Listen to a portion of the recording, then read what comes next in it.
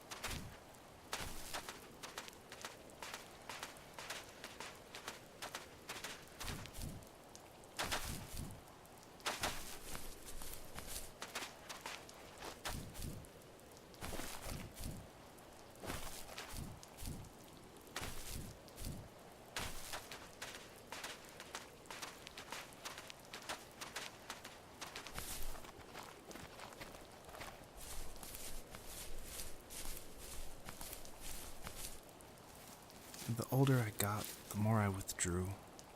I asked myself, why talk to anybody anyway? Why bother when I'm happy by myself?